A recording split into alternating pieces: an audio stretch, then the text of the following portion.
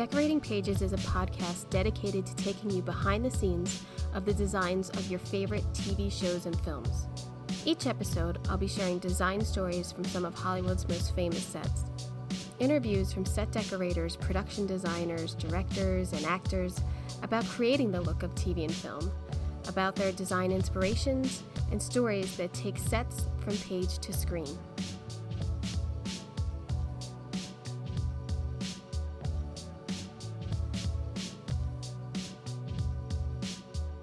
Hello, and welcome to Decorating Pages. I am your host, Kim Wanup. What's up? How you doing? Hope you are in your car on your way to work listening to this. I hope it starts getting busy out there, man. It's weird because I have been on a couple lots lately, and there are things shooting.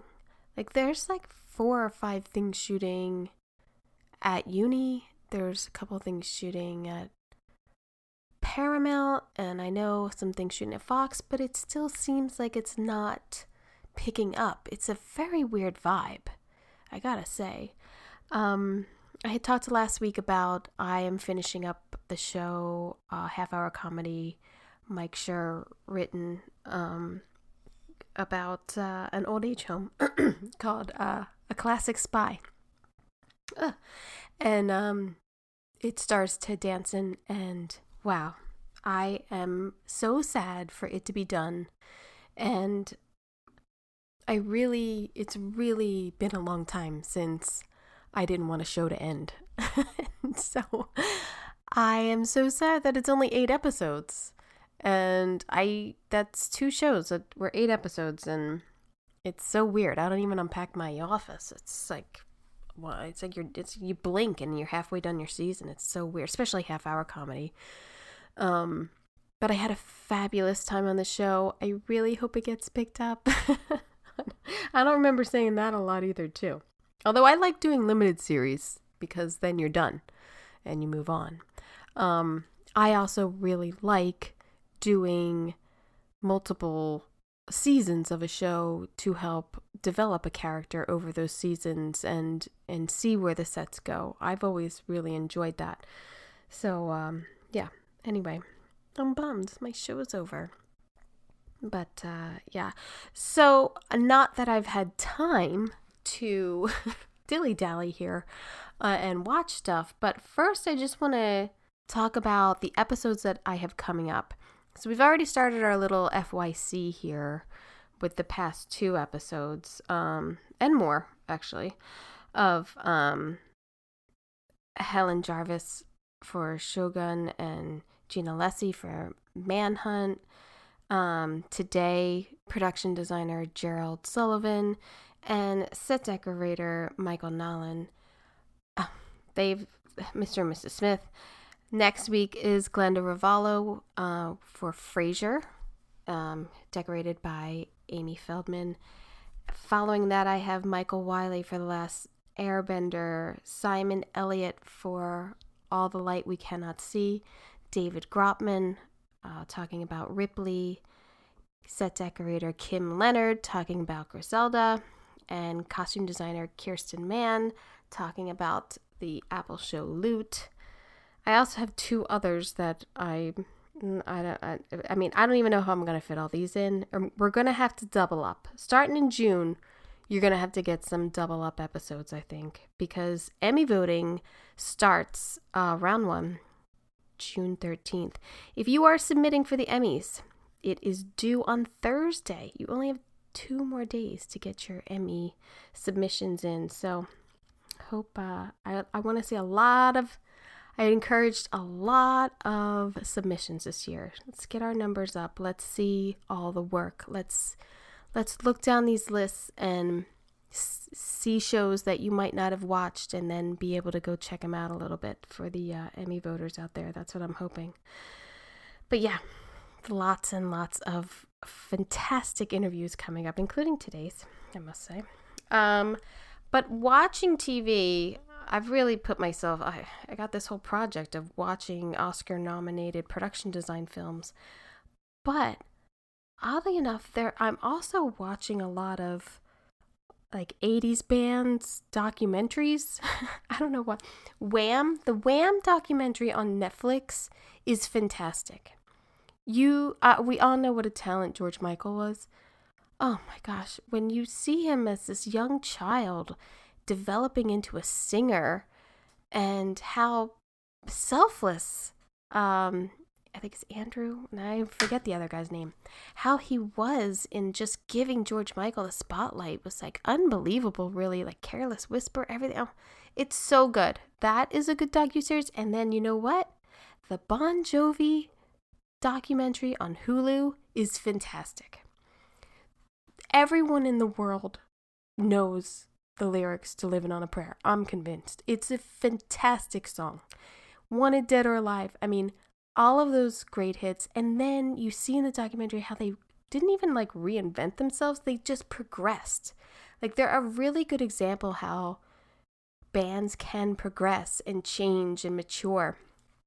And it's all about Bon Jovi, and he just had throat surgery, and we're talking about that. And then they're talking to Richie, and they're saying exactly what happened when he left the band.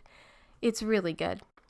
I think it's 4 parts, maybe 5 parts, but like seeing them in the studio so young, and I was thinking about their music videos, which are ingrained in my head. But I think they're really one of the few bands that never did like a high value production designed video, right? Because, I mean, even in A Blaze of Glory, when he did that solo one, it's like movie clips and he's like standing on a rock, right?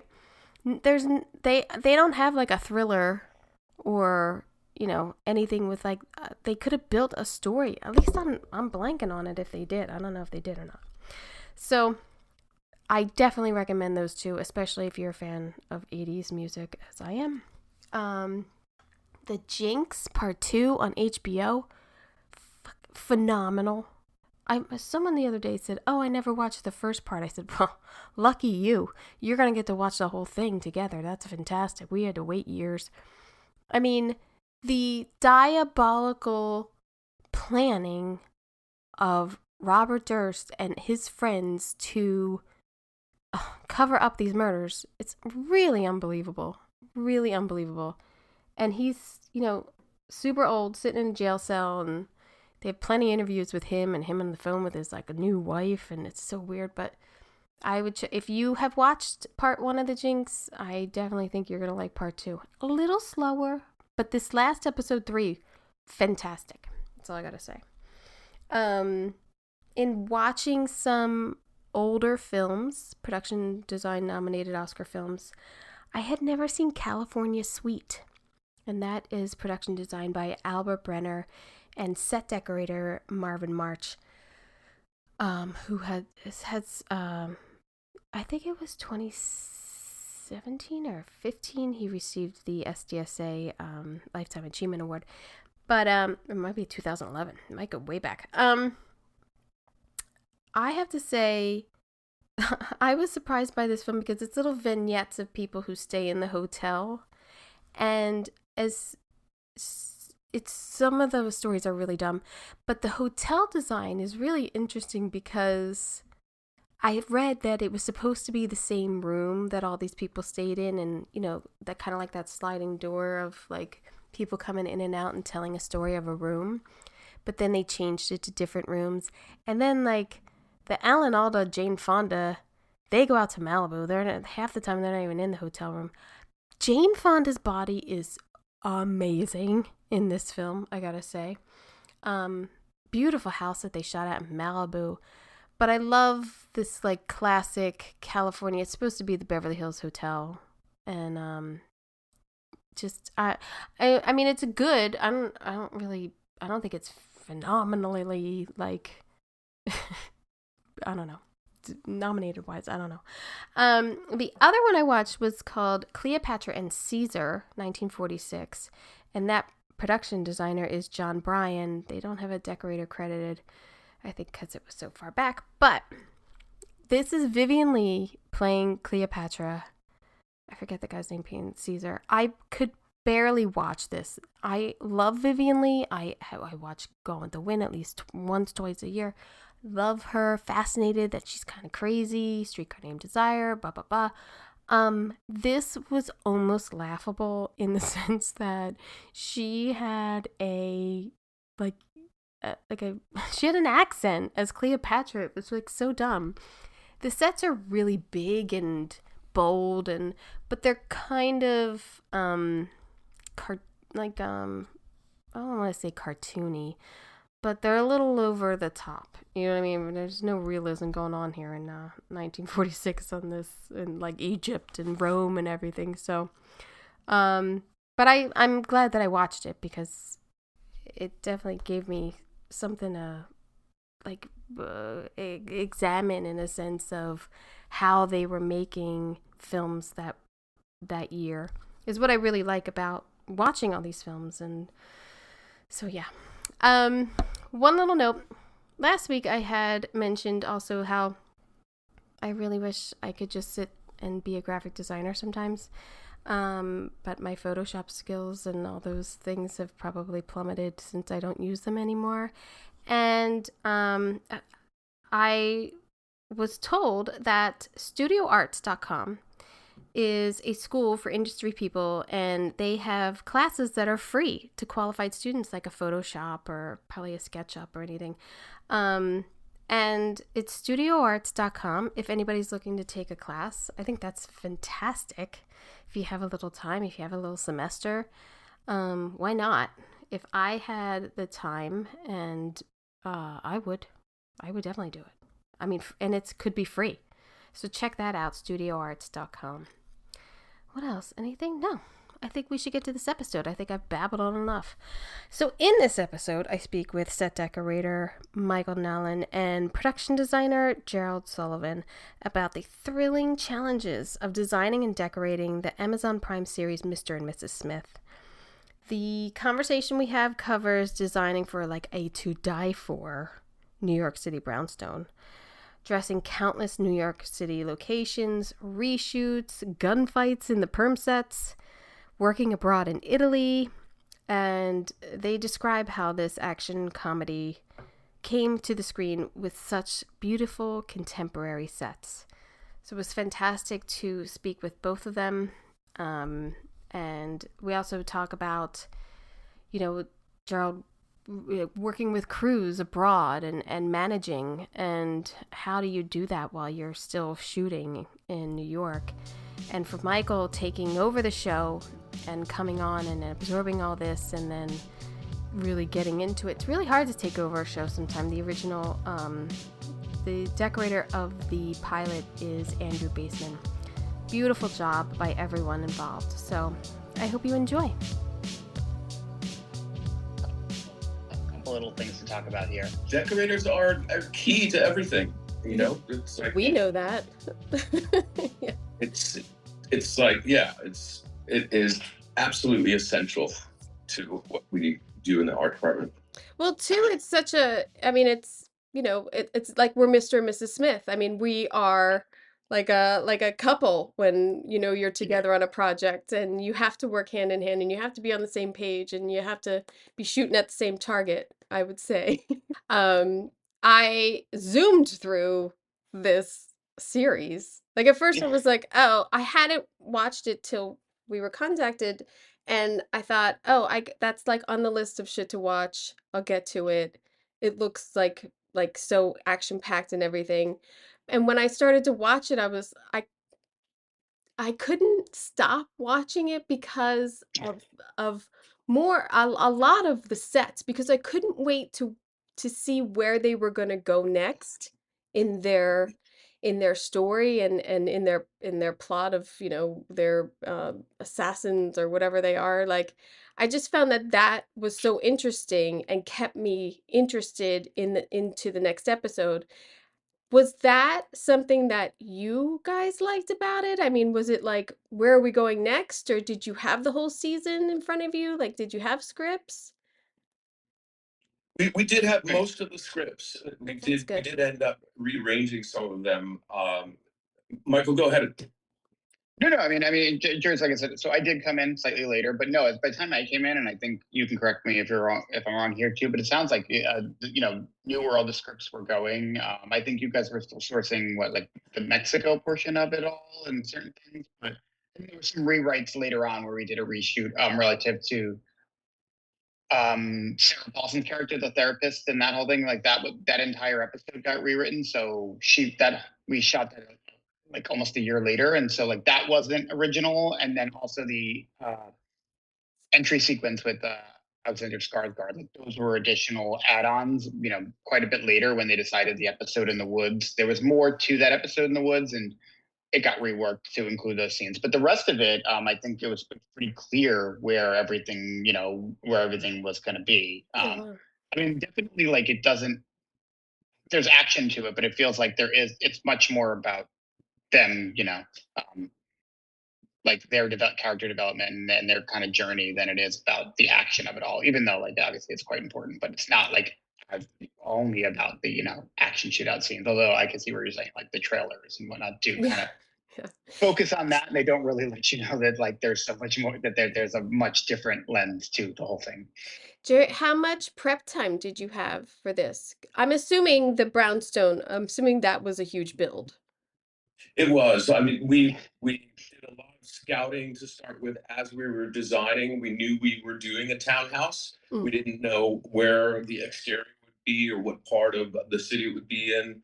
Um, but the script sort of identified the various assets of the townhouse. So yeah, we knew we were going to do that, and we started off with the archetypical dimensions of a typical Manhattan townhouse, which what is that like 25 feet wide, 50 feet deep, something like that, small backyard. Right. And then we sort of messed with them slightly to get what we needed. But that was how we went about it. And as far as prep time goes, I think we had 2.5 to 3 months, Wow. something like that. I love that the brown house and or brownstone and the like constant conversation in almost every episode of like how beautiful it is and like the character of it. And then in the last episode when it gets all shot up and everything, but there's also tidbits of like, oh, here's the safe room and there's the wine room and then they have guns over here and everything, and it's like a little scavenger hunt that you guys created in design, that lends to this story. Was that hard? Was that like, we need this episode one, and so we can reference it later, or were you building on this the whole season? Michael, it sounds like you wanted to say something. Go ahead. No, no, no. So no, like, I don't want to speak for episode one. I know, to be honest, like all of that stuff was there. And then I think some of the how much it's focused or whatnot was not necessarily scripted, and it's actually really, really wanted to like show how they're spending their money and how they're living in it, and we were able to like add layers of art for Jane and other material things for John, like the later episode with Parker Posey, where the other Smiths are there and they're walking around pointing out all the art and talking about stuff like that too. Like the script doesn't necessarily read that there's so much focal point on some of those things. So some of the like accentuation of all of those elements. I mean, they're obviously them walking around in the beginning, and there are certain parts that are it's scripted as such, but there are other parts of it being focal that like were not scripted as such, and so it's actually really nice to see that they gave it so much attention and airtime. Like there were scripted parts of it too, where they're like the hot neighbors talking about like the townhouse and all the elements to it. So there were parts that were definitely like called out in the script, but then there are other parts where like it's not. They gave it more attention than you might have thought they were going to, which is really nice because I'm sure you know that like a lot of times you put all this effort into these sets and everything like that too, and then like they glaze over it or they don't even light it particularly well. And then going back to your other point about like how much things you didn't know ahead of time, the shootout scene in the end, I mean, and maybe you can correct me if I'm wrong here, Jerry, too. I don't think we didn't know about that officially until close to the end. Like I think it was, I mean, that episode didn't really work, right, Jerry? Like, I don't think eight was a little bit of a mystery. We knew that. I mean, I think the buzzword in the beginning was like, we're going to blow up the house at the end. We're going to blow up the house at the end. And that was a little bit much, but no, just to step back. Yes, the writers were very kind as they progressed, and people seemed to like the townhouse quite a bit, and they brought that into it. Like when the other Smiths come in, they praise the house. And in 8, like you said, Michael, the hot neighbor starts to describe when he's confronted by Donald, he starts to describe what is key about the house and how we went into the neighbor's property, basically, how we took 2 properties, how we put a pool underneath it, how you've got a roof deck, Garage. how that could never happen between people. And yeah, that was organic and came about at the end when they wrote 8, and so that wasn't known in the beginning. But yeah, you touched on all of the elements, and from the decorator's point of view and production designer's point of view, that's a very kind pat on the back from the writers and the showrunners. Oh yeah. Because it's a character that they made it a character and kind of a plot point that the real estate guy is obsessed with it. So I mean, the other thing Yeah. too is it's always nice to have characters who are rich because then you can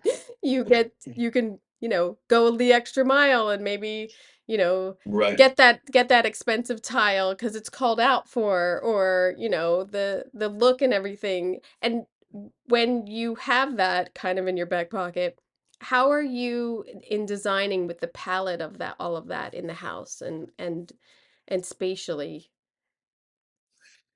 Yeah. Well, Would you I like? think go ahead, Mike. No. I was gonna say, why don't you start on that? Yeah, I think, like I said, the program was sort of laid out for us within the script. The script had originally read a bit more modern, a bit more futuristic, and then as we were designing and through conversations with Francesca, the showrunner, she's like, I want to have much more of New York townhouse here, not just a modern townhouse that completely steps away from New York. Because yes, we are a New York centric show, and let's we I had some modern, very minimal looking monolithic fireplaces that you see in the living room and the dining room, that we totally took a left turn on that and went back to a more traditional look. And then we worked in that beautiful tile that you spoke of that's in the kitchen as well into the surrounds of these fireplaces as well. So yeah, everything was sort of progressive, and everything was a collaboration with Michael and Francesca and Anthony and everyone, Donald. So yeah, pretty organic process. Yeah. I mean, it's beautiful. I was wondering too, as you are building this, are you also like, oh, and let's go scout Italy while because you got nothing going on? Or like, Yeah. how was your breakdown of like, that you're going to go to these other countries, I'm assuming. And Yeah, I yeah, mean, it was pretty much just like you said. We didn't have yeah, much going yeah. on, so we took off for a Yeah. couple weeks and scouted. So no, it was rough. It was a little tough, but we had a very great art department that was able to sort of support things while I took off with Anthony and That, Christian. And that, essentially that did happen towards the end, where where Jerry and everyone else did have to go scout the upcoming international portion, and so the rest of us were able to hold down the fort while they were gone. But yeah, there was a period of time when everyone higher up was gone for a little chunks of time, depending on who was missing at any given moment. But yeah, I think even before you came, Michael, there was a period where Andrew Baseman was, he did episodes 1 and 2, did a great job. And during that time, I had to leave for about 2 weeks with everyone. And then what Michael was just describing was I had to say goodbye basically and Oh go wow. and prep while we were just about to start shooting 8, where the house gets shot up. That's when I went and started engaging fully with the Italian crew and did those 2 episodes. So it's fun. It's it's not fair, isn't it? It's yeah, like it's always like, couldn't we just take minute here so we can all just take a breath and absorb all this and we're not worried about what's shooting today and prepping tomorrow and Well, and then even the other teams, that were like, while they were there scouting those, is you have your other teams here who were then in that final episode trying to figure out all the logistics of getting prepared to go over this. You yeah. had like costume and props and everyone like that while doing the final episode, trying to figure out how to pack everything up, ship it, deal with the international company that was dealing with the shipping and everything that have to get over there. And so like you did have a point towards the end where like, yeah, everyone was split between multiple directions. Actually, if anything, myself and the art director were fortunate in that regard where we weren't pulled into another direction because we were not going to go. So we were able to stay focused on figuring out all the things that are happening in the final episode. But I know like props and wardrobe were like, definitely in two places at once, trying to wrap their head around all of that while finishing, the final episode. So, Were you and yeah, there was no gap in that. Like it went, straight to the end, and then everyone was gone. so you weren't then you because each episode's different. You weren't block shooting or anything. Did you have a lot of overlapping of days and episodes or anything? Or was it just like, oh, this is episode 5, this is episode 6? No, we did essentially we did do it in blocks. Oh. So, With the exception of the international ones, technically came before the later episodes. So Oh. we shot That's everything true. in order. Everything in order that was U.S. based. Like 1, 2, moving on, skipping the international episodes, and then continuing on. So, but everything was here was shot sequentially, and then they sort of the international episodes were out of order. Those got shot after. that's right. It got a little broken up towards the end, and then there was a Mexico piece that we had to do after the European piece, as well as a couple little um, promotional sets that we did in Los Angeles. So there was a Los Angeles crew, there was a Mexico crew, there was a New York crew, there were 2 Italian crews. It's big. That's big. Well, Well, that's what I kept thinking in watching this. I'm like, they put some coin into this because I mean, you're all over Italy, you're Mexico. The sets are gorgeous and huge, and like, and then all of the episodic sets that you have are huge.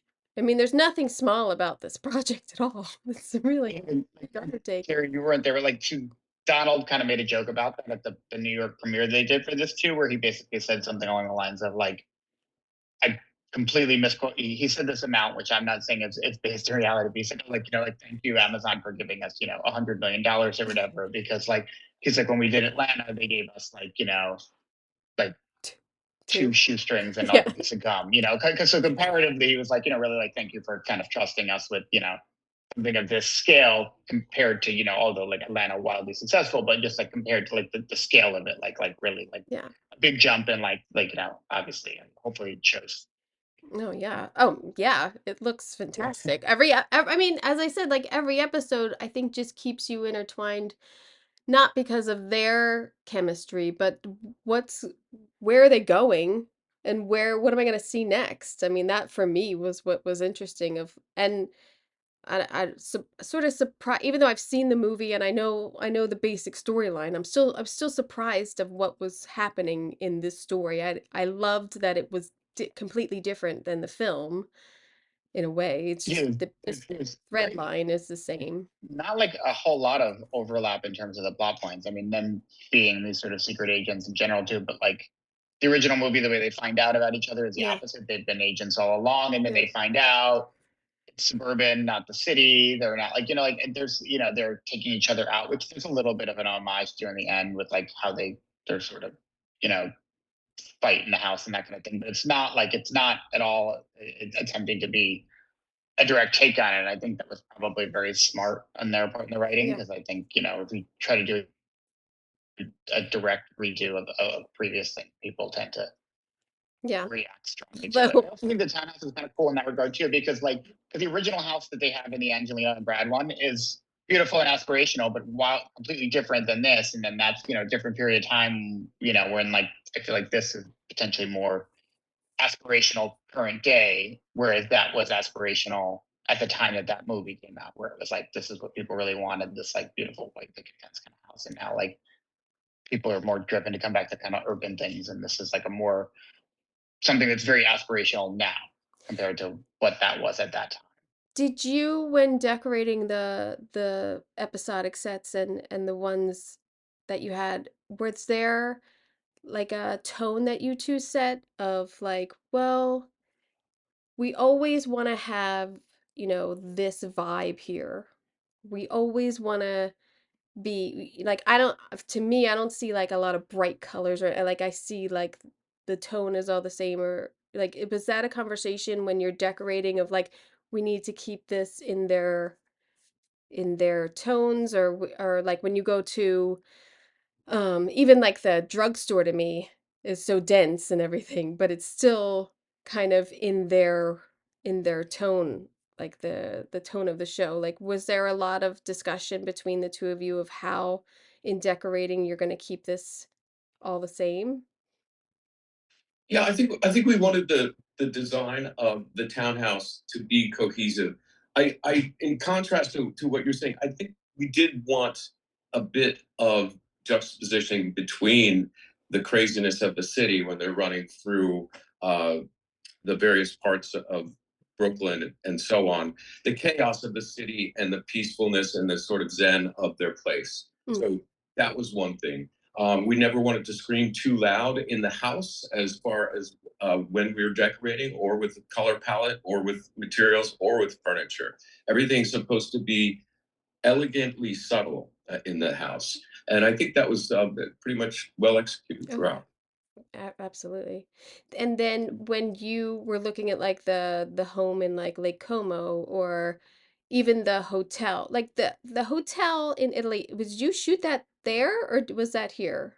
Like the interiors? We shot that there. You shot it there. And Yeah. then even that, was that a location or did you build? It was a location. We built several things over there, but more or less pieces of things.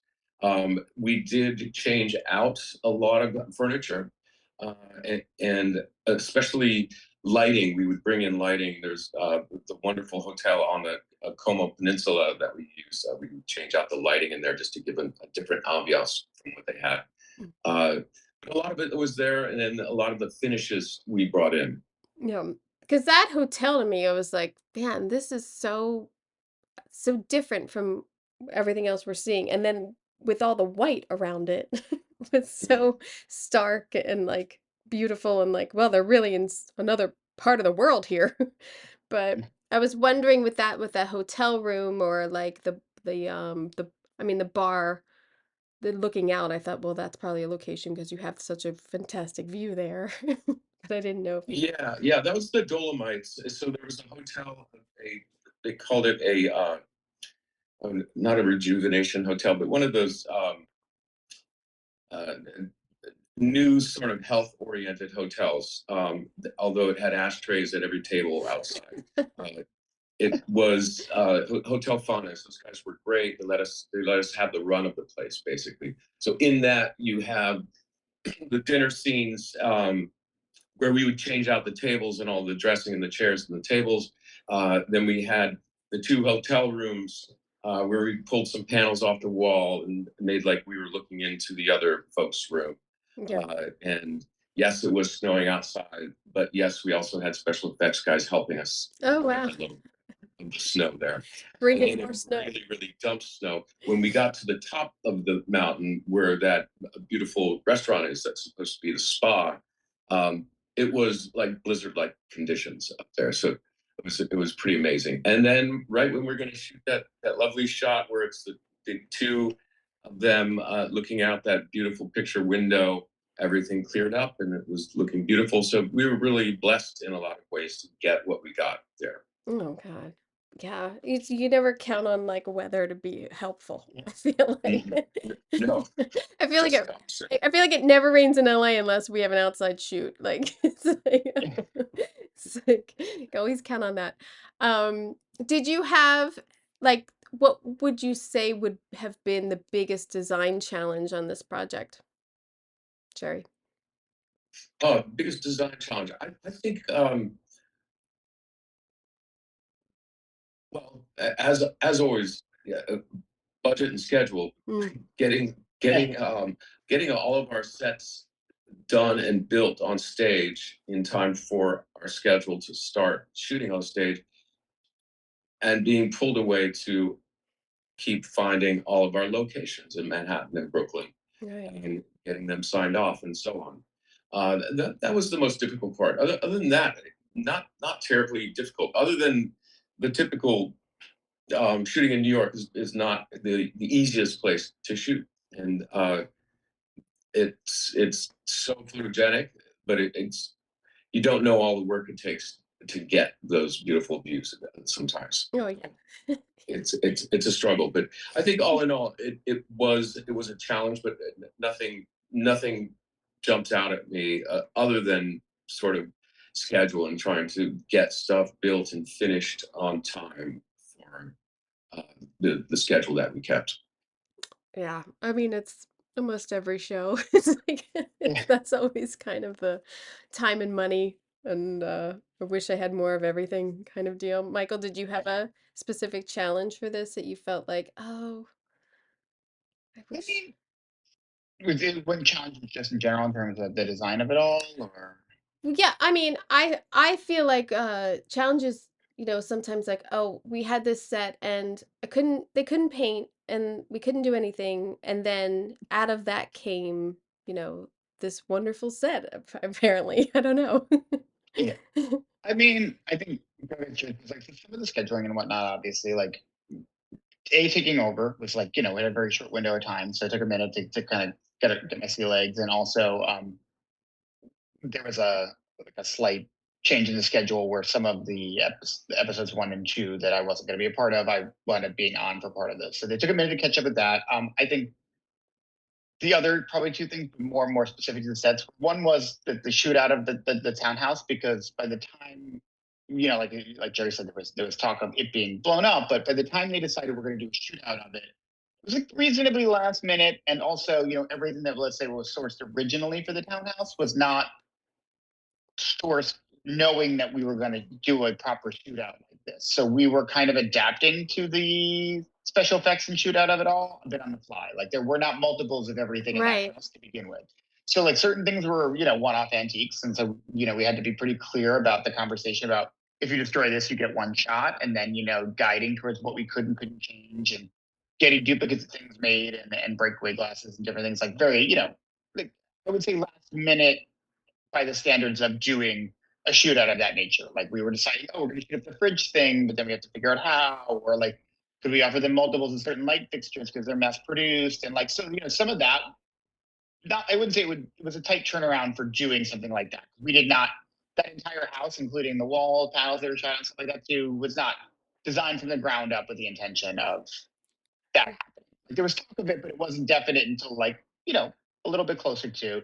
And then I think one of the other ones too, which I'm happy with how which I turned out, but the sort of the reshoot scenes where we did the therapist's office for Sarah Paulson, and the introductory scene with Alexander Skarsgård and all that too, because those reshoots happened like pretty quickly, and we didn't officially find out about them and get the team and everyone back together until like a week or two before. And so we had a really quick turnaround, and Mm. people were spread in different places given the time. And so like, so that all came together really quickly, and then we also rebuilt a chunk of the townhouse and stuff for those kind of things. But like all of that, like was a pretty quick turnaround. And, I mean, I'm actually, I don't know about future, but like, I think everyone was pretty happy with how it all turned out. But like, it was a very, very quick pull together of getting everyone on board, getting things up and running, and then like pulling these sets together and getting them shot. Like, we really only had like one official week of prep before the week of 1 week of shooting, and we were calling them reshoots, but like only They a were couple scenes full. in the townhouse were really reshoots. These other scenes were new additional scenes. They were full new script pages, and they weren't and new sets. So they weren't really reshoots. And and it Yeah, was they like were add-ons. they were Yeah. add-ons. Like they were calling it reshoots, but we weren't going back to the original locations and reshooting them. They were whole new scenes and whole new sets. And so like it was quote unquote reshoots, but it was not Right. reshoots.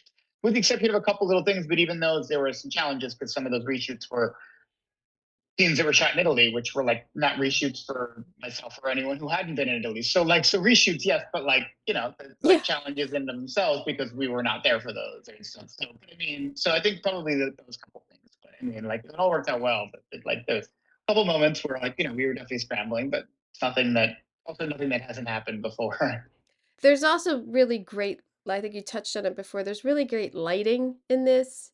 and making things like emotional, and like even in the safe room when they're like having this last conversation, and and then when they have the dinner party with the other couple over, like the lighting in this is really great. And I was wondering about like the interaction with the DP and getting fixtures, and like were there specific, lighting things that they wanted integrated into the house, or what? Always.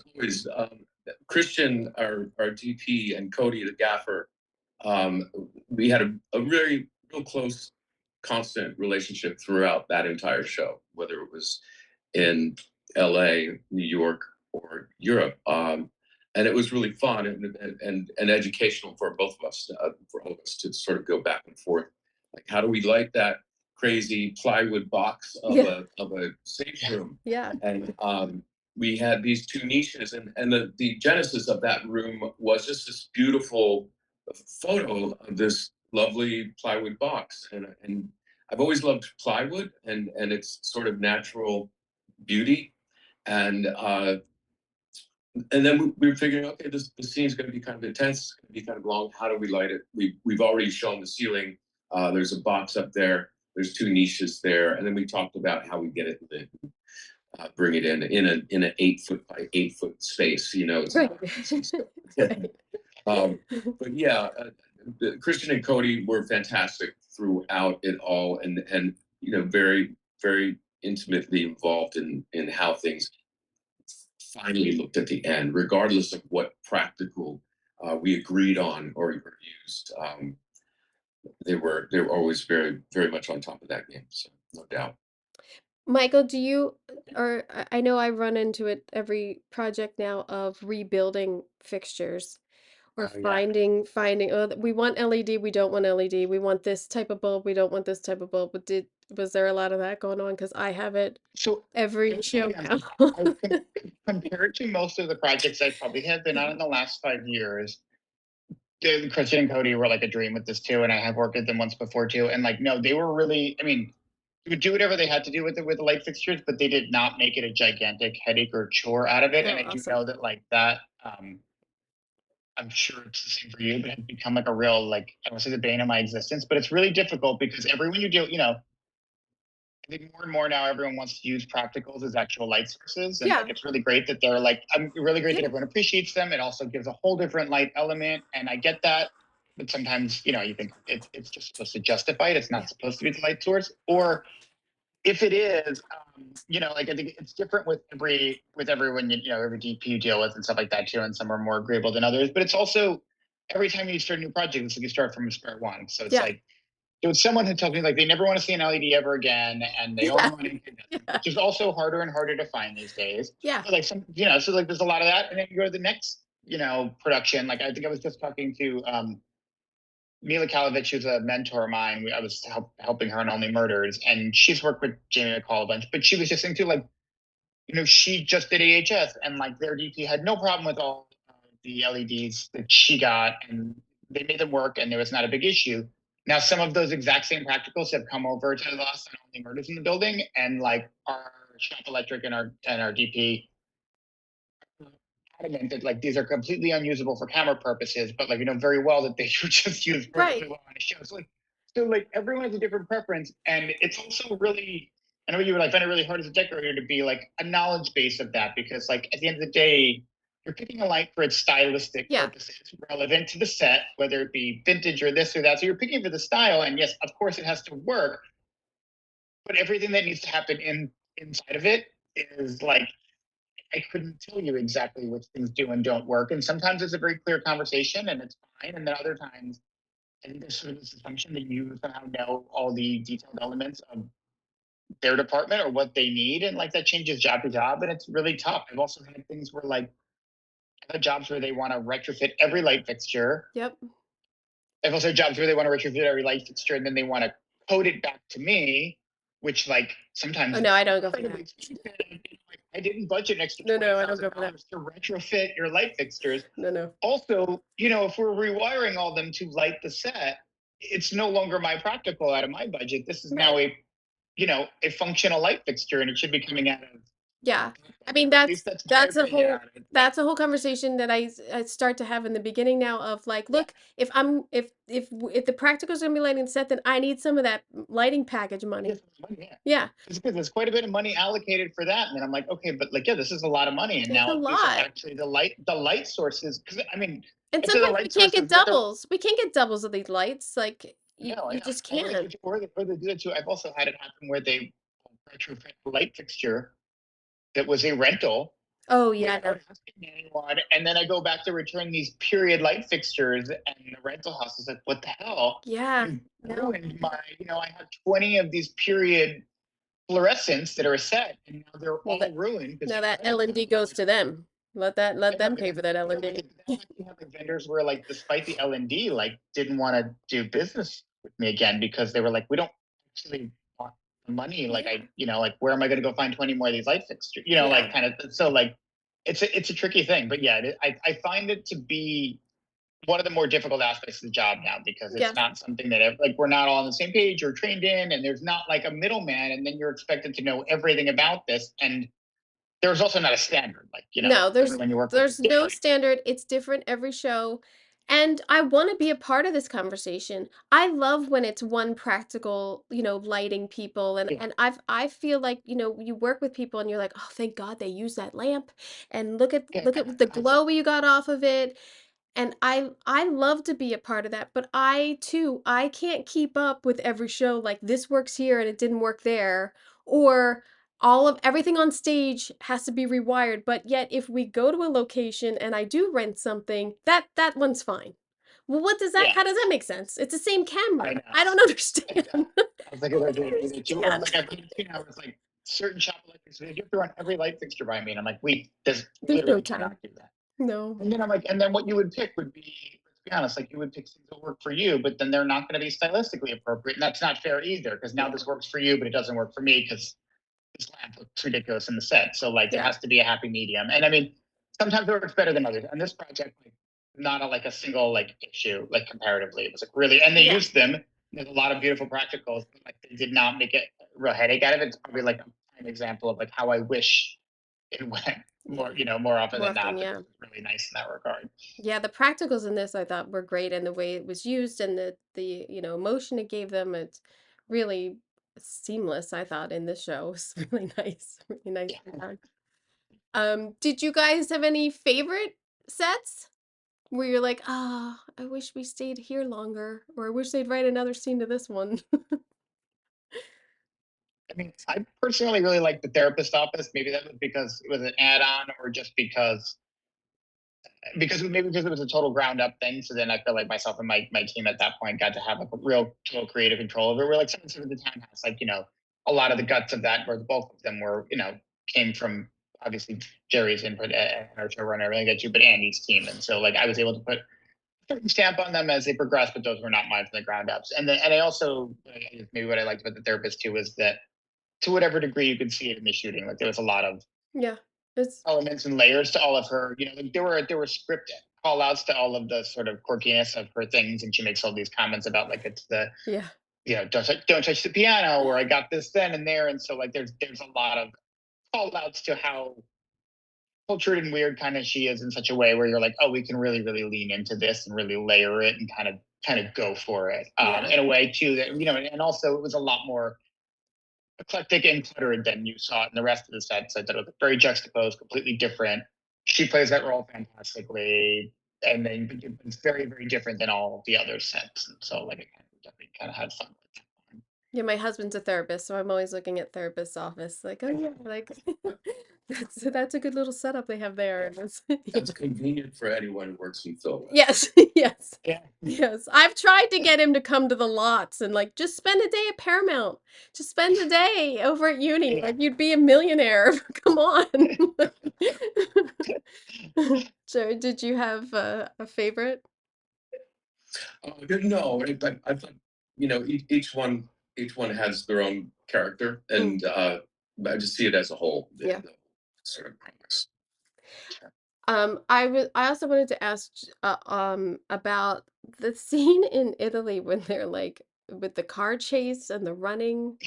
I know that that's, like, logistically a nightmare and everything, and scouting Yeah. that, and they're gonna come around this corner, and, like, how was that, like, in design-wise? I'm sure you were like, Do look down here, don't look down here," like, there's a lot of streets they go in and out of and little alleyways they're hiding in. Yeah, we got really lucky though. I mean, the safe house that uh, they get the confrontation at where they're going to stay, and then that's where the chase begins. The safe house is at the pinnacle of one of the tallest mountains that surrounds Lake Como. So there's a bit of a gap there, and on the way down, there's a couple beautiful sort of 007-ish hairpin turns that we knew we wanted to film. Mm. When we get down to Argento, the town at the base that we did most of the walking and running through, uh, we took our time scouting and walking through each piece of that and making sure that we could do that, and had the mayor of the town give us his blessing, and work within those parameters, and it came off pretty well. Yeah. It was Marco, our Italian producer on that, was very, very helpful for that, and a couple of the Italian first ADs gathering all the people, making sure that people knew things. Because there was a little bit of, with that many extras, the language barrier became very apparent. So Yeah, yeah, I'm sure. I'm sure, "Get out of the way." They yeah, understand, "Get Yeah. out of the way." There's a car coming, "Get out of the way." Um, yeah, it was fun. yeah. Do you, do you know if there's a season 2? Can you tell me that? Do you think? I mean, I think Top secret still at this Mm, point. I don't know, there was 2 shots at the end, I'm pretty sure she got them. I mean, they kind of did they not say that it's quote unquote picked up for a second season? I thought they said that. I don't know that like that says anything about where it goes from here or anything like that too. But I thought the studio did say that they greenlit a second season. I Where can't that goes imagine next, spending all this money and putting all this time and effort into it, and not giving it a little more love. But they you never also know like with did this climate, really. You never know what they're gonna go for. they I'm also also did that kind of ending where it could go anywhere because you're like, okay, there's the shot, and then you're like, but is it like they open the door and they kill Parker Posey and they're fine, or is it like the door opens and she kills them? Like they really didn't make any commitments. That's crucial. I, Exactly, yeah, exactly. exactly. Very open ended. All you know Very is someone open-ended. died, and it could be like she could have done it to them, and maybe she has her spin off, or they do it to her and they move on. Like, like they definitely, even if there is one, like there's definitely no giveaways as to where it would go from there. Like they pretty much have left the palette open to go anywhere. I'm really If they bummed want of this 8 episode trend too, I must say. This to. It is like the thing now, isn't it? I just did 2 half-hour comedies for Netflix, and they were both 8 episodes, and it's like, I just got here. I didn't even unpack my office. Like, you're like, you 3 weeks into it, you're halfway done your season shooting. It's like, this They really also like sucks. Netflix also did it so like at the end of the Watcher, or not the end, like when the Watcher aired, Netflix also did that too. Like it did well, and so then Netflix was like, "Yes, we greenlit a second season," and then production designer, myself, everyone else the line producer, everyone I've talked to, like no one has heard a peep about it. So it's like they just sometimes it feels a little like they're like, yeah, it's doing well, great, we're greenlighting it, but like it doesn't actually like I don't know if that necessarily means there is or isn't. Like it Yeah. kind of feels like it was 2 years ago, and like no one's heard anything since. So I'm like, oh, so they're just leaving their options open, and also they did the same thing with the plot there too, where they leave it wide open. So it's like obviously not making any commitments whatsoever. They're Right. just like saying there is because that's what people want to hear, and they have also not really wrapped it up in such a way where they could continue it, or like maybe not. Like it's very non-committal. I forgot to ask, is the therapist's office, was that a build or a location? That was a That was a location. location, Location? yeah. They we changed those rooms. Yeah. It was someone's. Well, was that their? Would you call that their living room or their study living room? Maybe in that house.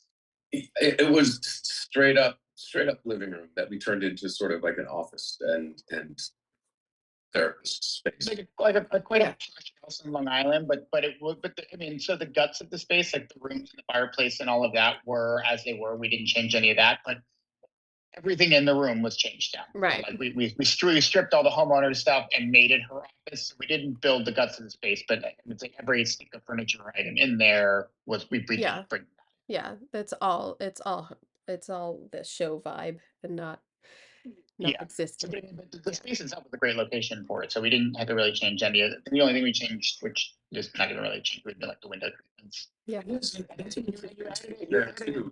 You added a Excuse me? door, right? Something to the kitchen. I missed you, Mike. Sorry. So the only thing, so we added window treatments and stuff, but the only thing structurally you changed was you put a door to where the kitchen was to block everything. Yeah, yes, some French doors there to sort of like close that off and stuff. I was just going to mention though that going back to Christian and Cody and DPs and working with DPs in a room like that, where we had a bank of French doors Right. that uh, Michael changed out all of the window treatments on those.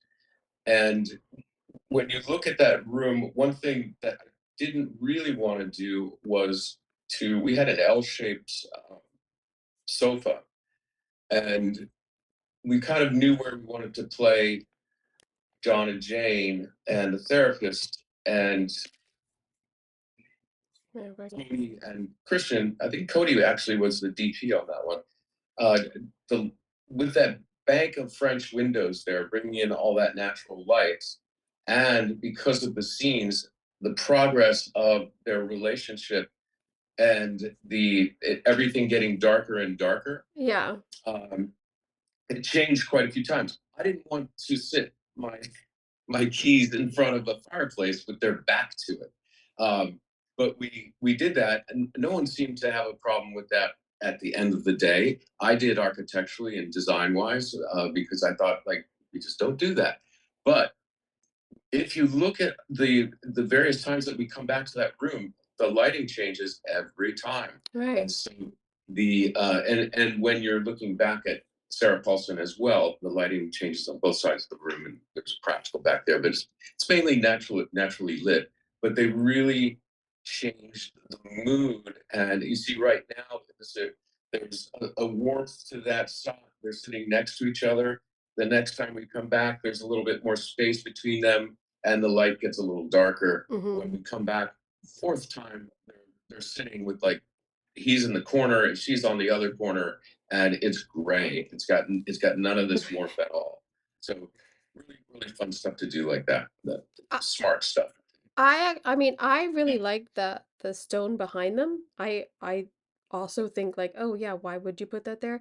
But it also lends to if you're making an office in your home and this is your only setup, like I think it's believable like that. I thought it worked great. Like it was just like a force sort of like I have to make this my home office and this is what I got going on. Yeah. Yeah. It's true. I mean, Yeah. like I said, it totally works. It totally Yeah. works. No one sees the burn marks on the back of that sofa. So Yeah. it's good. Yeah. Gas or yeah. We were talking about You were talking about fireplace drinking.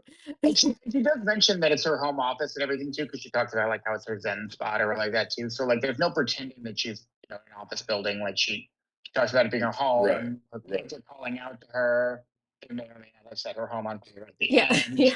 Like No, I loved it. And I think it's a change from the other sets. It's like more of a calming sort of nice setting that they have here. I liked yeah, this interaction with them and I love her. I think she's great and yeah, like and it wasn't like I said, it wasn't in the original versions of the script. There was a much more standalone episode where they're in the woods and this came in, but like I think I don't know, they had, like you could tell me how you feel, Jerry, but I thought it had like an extra nice. It was an interesting element to have sort of this dialogue about their relationship and how it's developing or their issues thereof. Because like other than that, like it was all sort of you're observing it, but there was something interesting about having a conversation about it and actually have them like sort of call out directly in conversation something that you otherwise would have just been viewing. Like they have a chat about it, and there's like it's just kind of added.